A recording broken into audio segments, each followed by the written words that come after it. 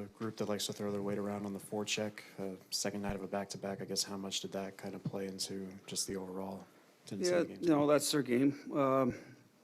If you're not on your toes moving the puck moves faster than people and supporting it well, then you're going to take some hits. They're going to recover some pucks, and that's what happened early on. It took us a while to get going against it, and credit to them, they stuck with it. It's how they play, and they took advantage of that sort of our slow start, and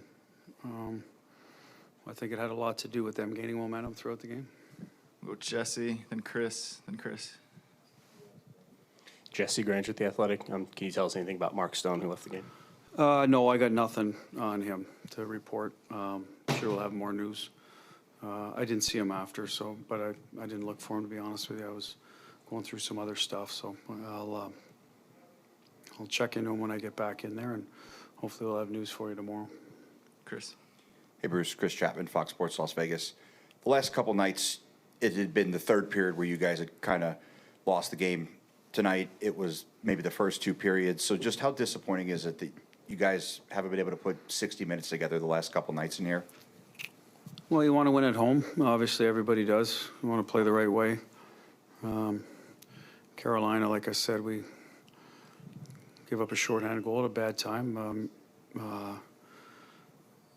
We've already addressed those two games. We were trying to build on what we did yesterday in San Jose. We played a pretty good game. So what happens in these situations, if a team's waiting for you, and we got home at a decent hour. So, I mean, we played yesterday, but we got a full night's sleep. That's usually part of the back-to-back, right? You're missing a bit of that, so it takes a while to get going. But, you know, typically what happens is your first period, you need your goaltender to be really on because he's the guy who didn't play the night before, correct? So, and in this case, most of the time you're playing the same line. We had Theo, who didn't play, and I thought he was really sharp. And I didn't think Hilly was in the first period, to be honest with you. So he got better as the game went on. But that's where you need to sort of hold things down to the guys get their legs under them.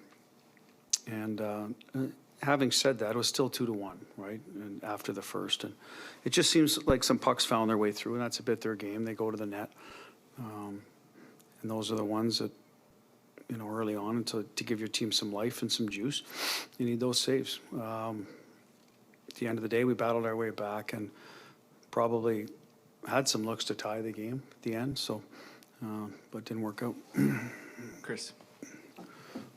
Hey, Coach. Chris Golick, Vegas Hockey Now. How'd you feel about Stevenson's game on the wing, and is that something you see yourself going to for the near future a lot more? It's situational for Stevie.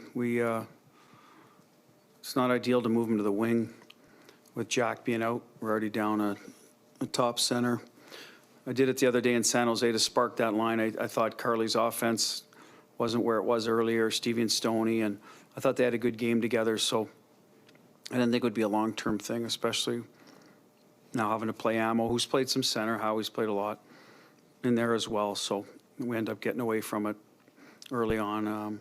As I said, sometimes it's just a matchup.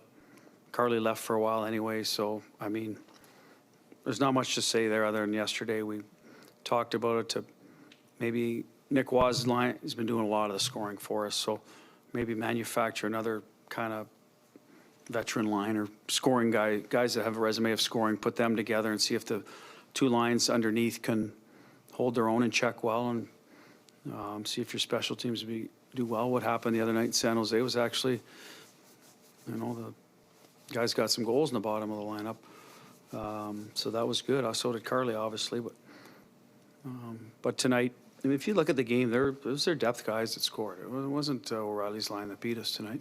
Their depth guys, I thought, were a little better than our depth guys. You know, so middle of the pack guys. And as I said, one goal better in the end in nets, and that was the end of the result. So I don't know where Stevie will land on Thursday. It's always going to go back to who's healthy. What do we got for a lineup? Let's piece it together until we get completely healthy. Thanks, Bruce.